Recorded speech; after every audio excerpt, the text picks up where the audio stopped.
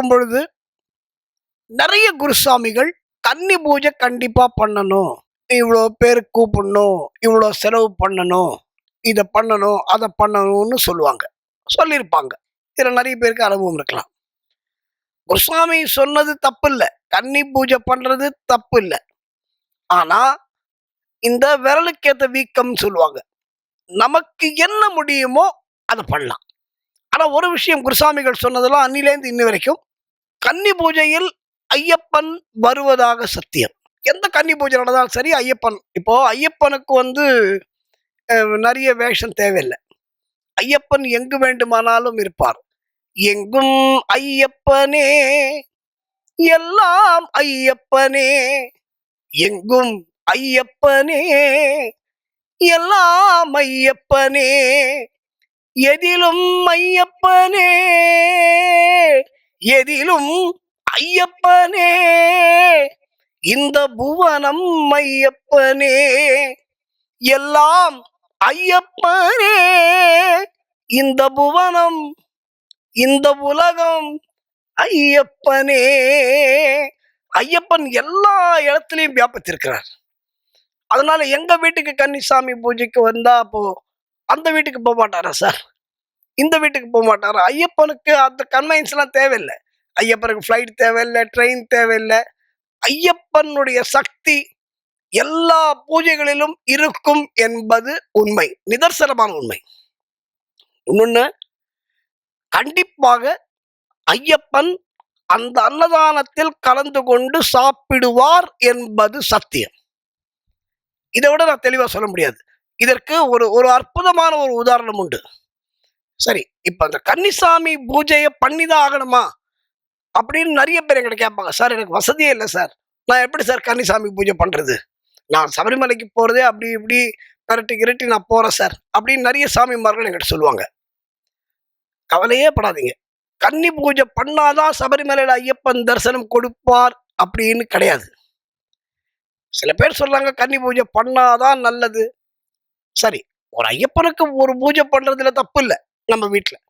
அத மாதிரி ஒரு நிலைமை வந்தால் கன்னி பூஜை நடத்த வேண்டும், நடத்தித்தான் ஆக வேண்டும் என்று கன்னிசாமி ஆசைப்பட்டால் ஒரு வழி இருக்கு. உங்க வீட்டுல பூஜை பண்ணுங்க, உங்களால எவ்வளவு பேரை முடியுமோ கூப்பிடுங்க. சார் எனக்கு 4 பேர் தான் கூப்பிட முடியும், கூப்பிடுங்க. 4 பேரை கூப்பிடுங்க. அந்த 4 பேரை கூப்பிட்டு அந்த சாமிகளுக்கு சாப்பாடு போடுங்க. அப்படி இல்லையா, எனக்கு இதுக்கும் வசதி இல்லையா, ஐயப்பனை மனசார நினைச்சுட்டு யாராவது ஒரு டிசர்விங் பர்சனுக்கு, அதாவது உண்மையிலேயே கஷ்டப்படுறவங்க, உண்மையிலேயே ஏழையா இருக்கிறவங்க, அவங்கள கூப்பிட்டு, அவங்க சாமிங்களா இருக்கணும் கூட அவசியம் இல்லை, அவங்க மாலை போட்டுக்கணும்னு அவசியம் இல்லை, அவங்க சபரிமலைக்கு வரணும்னு அவசியம் இல்லை, யாராவது ஒரு தகுதியான ஒரு நபரை பார்த்து உண்மையிலேயே சாப்பாடு கஷ்டப்படுறவங்கள பார்த்து, ஏன்னா அன்னதானம் ஐயப்பனுக்கு ரொம்ப பிடிச்ச விஷயம். அன்னதான பிரபுவே சரணம் ஐயப்பா, ஆரியங்காவு ஐயனே சரணம் ஐயப்பா, அன்னதான பிரபுவே சரணம் ஐயப்பா, ஆரியங்காவு ஐயனே சரணம் ஐயப்பா, பொன்னடியை பணிந்து நின்றோம் சரணமே ஐயப்பா, கண்ணனின் மைந்தனே சரணம் ஐயப்பா, சரணம் ஐயப்பா, சுவாமி சரணம் ஐயப்பா, சரணம் ஐயப்பா, சுவாமி சரணம் ஐயப்பா. அன்னதானத்துக்கு ஐயப்பன் சத்தியமாக வருவார் என்பது நிச்சயம். இத நான் பல இடங்களில் பார்த்திருக்கிறேன், பல இடங்களில் பார்க்கின்ற பாக்கியம் அடியனுக்கு கிடைச்சிருக்கு. சபரிமலையில ஒரு வாட்டி பம்பையில அன்னதானம் பண்றாங்க, ஒரு பெரிய குரூப்.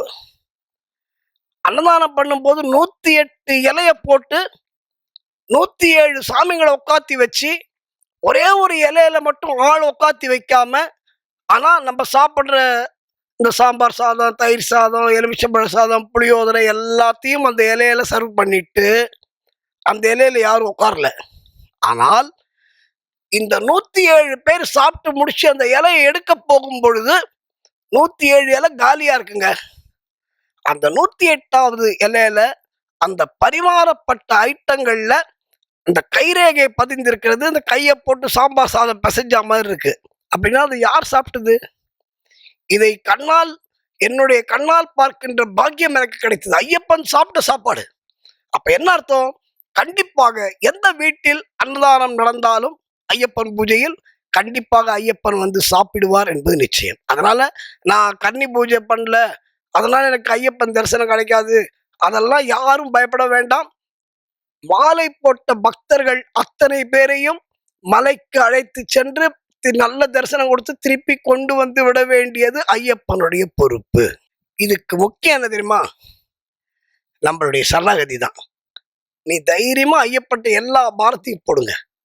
ஐயப்பா நீ தான் பார்த்துக்கணும், எனக்கு வேற வழியே இல்லை அப்படின்னா, வாழ்க்கை படகு ஆடி ஓடுகின்றதே, போகும் பயணம் எங்கே நான் அறியேனே, என் வாழ்க்கை படகு ஆடி ஓடுகின்றதே, போகும் பயணம் எங்கே நான் அறியேனே, கரையை பார்க்கிறேன் எதுவும் தெரியல, அலையை பார்க்கிறேன் அதுவும் அடங்கல, ஐயப்பா உன்னை தவிர எனக்கு வேறு துணை இல்ல, சுவாமி ஐயப்பா சரணம் ஐயப்பா, சகலமும் எனக்கு உன் சபரிதானப்பா, என் உயிரில் கலந்து நாவில் பாடும் என் ஐயப்பா, உன்னை தெய்வம் என்பதா குருநாதன் என்பதா, எங்களை